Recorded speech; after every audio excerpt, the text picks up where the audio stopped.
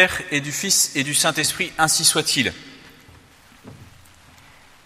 Emite lucem tuam et veritatem tuam, ipsam et deduxerunt et aduxerunt in montem sanctum tuum et in tabernacula tua. Ces paroles vous sont familières puisqu'elles sont prononcées à chaque fois que nous approchons de l'autel à la messe. Émettez, envoyez votre lumière et votre vérité, et elles me conduiront à votre montagne sainte et à vos tabernacles. Eh bien, posons-nous la question, à quelle montagne, mieux que le Tabor, peut faire référence cette phrase du psaume que nous disons à chaque fois que nous approchons de l'autel? Cette montagne du Seigneur, celle à laquelle nous sommes conduits par sa vérité et sa lumière. Alors il faut reconnaître que cette montagne du Tabor, elle est très mystérieuse, elle est très étonnante, sous de nombreux aspects. D'abord, tout simplement par sa situation géographique. C'est une montagne posée au milieu de nulle part, isolée d'une chaîne de montagnes. Elle est au milieu de la plaine de Galilée. Et de son sommet, on a une vue circulaire sur toute la plaine de Galilée. C'est déjà un mystère géologique, géographique, je ne sais pas bien. Mais bien plus que cela, cette montagne est mystérieuse par ce qui s'y déroule, ce que nous avons entendu dans l'Évangile, cet épisode de la transfiguration de notre Seigneur Jésus-Christ, dont nous allons essayer de comprendre un petit peu plus la portée. Cette montagne, elle est mystérieuse aussi par sa situation dans la liturgie. Nous venons à peine de commencer le carême, nous étions sur la lancée de la lutte de notre Seigneur contre la tentation et contre le démon dans le désert, et voici déjà le repos de la contemplation sur le mont Tabor. Alors quel est le sens? Pourquoi l'Église, dans sa liturgie, a placé cet épisode du mont Tabor là, le deuxième dimanche de carême? Une première réponse peut nous venir d'une considération tout à fait naturelle. La montagne, c'est le lieu propice à la prière, comme le désert l'était. Déjà dans l'Ancien Testament, Dieu avait dit au prophète Osée « Je l'attirerai au désert et je lui parlerai au cœur ». Le désert, lieu que nous devons trouver chacun pour nous pendant le carême, c'est le lieu de ce dialogue avec Dieu, de ce dialogue du cœur. Eh bien, il en va de même pour la montagne. Et ça se fait naturellement. Quiconque a entrepris l'ascension d'une montagne s'est adonné à cet effort purifiant qui mène au sommet. Quiconque a pu avoir cette contemplation de la nature arriver au sommet. Tous peuvent redire ces paroles du psaume « La terre et les cieux racontent la gloire de Dieu ». Et donc évidemment, tout dispose à la prière. Mais il y a plus. Cette montagne du Tabor n'est pas une montagne comme les autres, et il faut reconnaître aussi que la montagne en général est un symbole choisi par Dieu dans toute l'histoire de la révélation. C'est régulièrement sur des montagnes que Dieu se fait connaître, que Dieu se manifeste spécialement aux hommes et que Dieu se donne spécialement à ceux qui viennent l'y prier. Notez que dans cet épisode de la transfiguration au Tabor, notre Seigneur Jésus-Christ se fait accompagner de deux personnages qui représentent tout l'Ancien Testament. Moïse, à lui seul, représente la loi, et Élie, à lui seul, représente tous les prophètes. Eh bien, chacun s'est illustré dans sa vie par des communications de Dieu sur les montagnes de prière. La première montagne sur laquelle Dieu se manifeste à Moïse, c'est une montagne qui n'a pas de nom. C'est l'épisode de la guerre, de la bataille contre les Amalécites, ces ennemis du peuple de Dieu, à peine sortis d'Égypte, à peine délivrés des flots de la mer Rouge. Ils sont dans le désert, ils ne sont pas encore parvenus au mont Sinaï, et voilà que se trouve devant eux ce peuple qui leur barre la route, les Amalécites. Ils vont leur livrer bataille. Et dans cette bataille, Josué mène le peuple dans la vallée, et Moïse, lui, est sur la montagne, accompagné d'Our et Aaron. Et que fait-il ? Il prie. Il prie les bras levés vers le ciel. Et chaque fois qu'il cesse de prier, les ennemis prennent le dessus. Chaque fois qu'il reprend sa prière, Israël est vainqueur. Si bien que, fatigué d'avoir les bras levés vers le ciel, il se fait aider par ses deux compagnons qui lui maintiennent les bras tant que la victoire totale définitive n'est pas atteinte. Cette montagne, c'est donc le lieu de la prière de supplication. C'est souvent le premier aspect de notre prière, prière de demande, tournée vers Dieu pour lui demander son secours. Mais nous voyons aussi dans cet épisode cette complémentarité que l'on trouve à la fois dans la vie du peuple d'Israël, mais aussi dans la vie de l'Église et dans la vie de chacun d'entre nous. Entre la vallée et la montagne. La vallée, c'est le lieu de la lutte, du combat. La montagne, c'est le lieu de la prière. Et il n'y a pas de combat sans être soutenu par la prière, pas de victoire sans prière, mais pas non plus de prière sans lutte et sans combat. Après cette victoire, le peuple hébreu avance dans le désert et arrive la grande montagne, le mont Sinaï. Et alors, cette montagne, c'est celle sur laquelle Dieu va manifester sa sainteté, sa majesté, sa puissance infinie, d'une façon suffisamment impressionnante pour que soient placés dans la crainte révérentielle et même l'adoration, tous les Hébreux. Tous ces Hébreux encore mal dégrossis de ces années d'esclavage en Égypte. Dieu se manifeste là de façon très sensible. Ce sont les tonnerres, ce sont les tremblements de terre, c'est la nuée, c'est même un feu ardent qui se voit sur le sommet de la montagne. Dieu se manifeste encore en interdisant l'accès à la montagne à tous ceux qui ne sont pas assez saints. Tous sont dans la crainte. Tous sont dans l'anéantissement de la créature devant le Créateur. Seul Moïse aura le droit de monter sur cette montagne. Et il ne pourra y monter qu'après 40 jours et 40 nuits de jeûne. Et après cette préparation qui manifeste la crainte profonde devant la majesté et la sainteté infinie de Dieu, Moïse accède au sommet de la montagne. Et Moïse prie. Là se noue un dialogue mystérieux entre Dieu et Moïse. Et Moïse va y recevoir cette révélation de la loi de Dieu.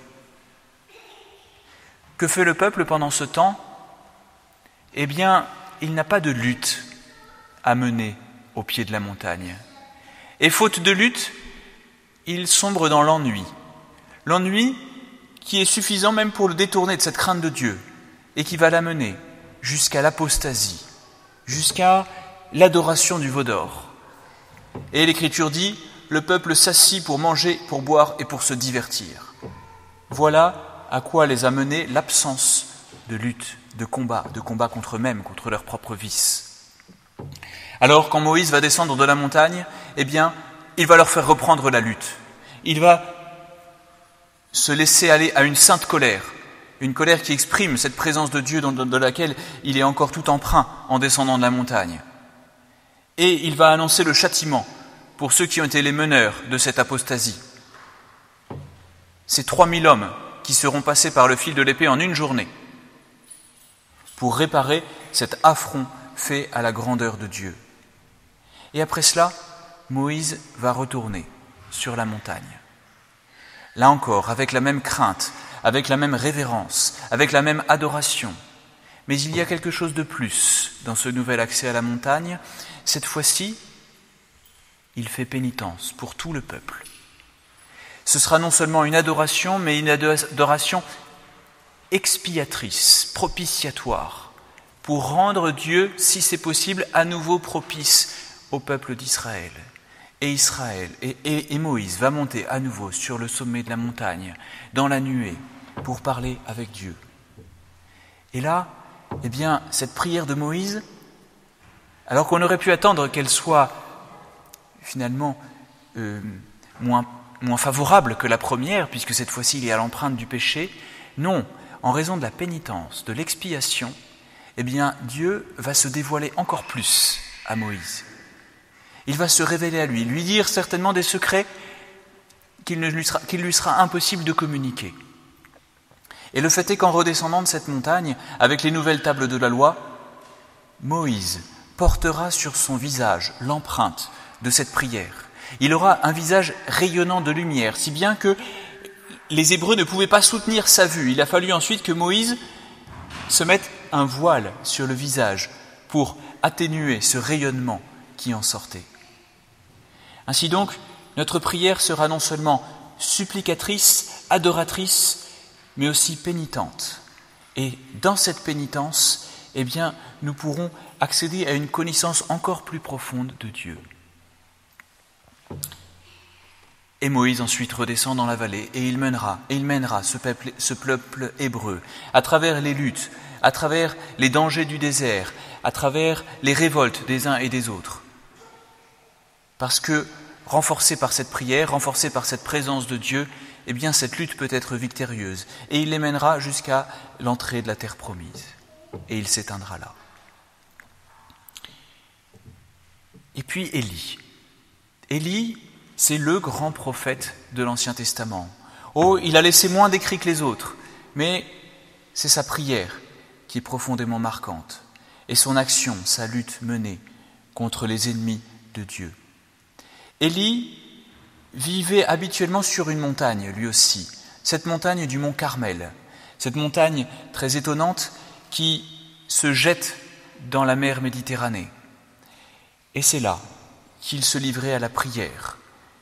Cette prière qui était aussi une prière de supplication pour épargner ce peuple d'Israël qui à nouveau était infidèle. À cette époque-là, le royaume d'Israël était régi par un roi impie et une reine impie, Akab et Jézabel, qui s'étaient laissés aller à l'idolâtrie. Et c'est sur cette montagne que va se rencontrer à la fois la prière et la lutte d'Élie contre les prêtres de Baal, cette idole.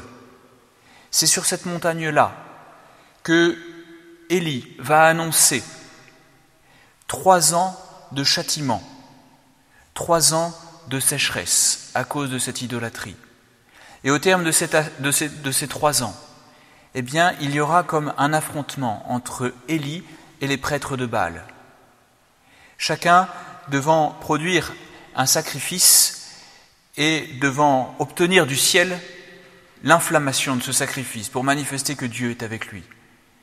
Les prêtres de Baal ne l'obtiendront pas, ils seront châtiés par Dieu, Élie l'obtiendra. Et à l'issue de cela, il obtiendra cette pluie qui viendra délivrer le peuple d'Israël de ce châtiment, de la sécheresse. Lieu donc à nouveau de supplication et de manifestation de la puissance et de la grandeur de Dieu. Mais évidemment, Élie va être détesté encore plus par le roi et la reine impie. Il va devoir prendre la fuite, si bien que malgré la victoire symbolique qu'il a remportée sur le mont Carmel, eh bien, il en sera à un point d'épuisement dans cette lutte, qu'il dira à Dieu « Je n'en peux plus, reprenez-moi, je n'attends plus qu'une chose, c'est la mort. » Et Dieu lui manifestera que ce n'est pas la mort qu'il veut pour lui, mais la poursuite du combat. Et il lui enverra un ange pour lui faire jeûner 40 jours et marcher 40 jours et 40 nuits pour aller sur une nouvelle montagne qui n'est pas si nouvelle que cela, le mont Horeb. Le mont Horeb, c'est l'autre nom qu'on donne au mont Sinaï. Et là, Élie va à nouveau rencontrer Dieu sur cette montagne.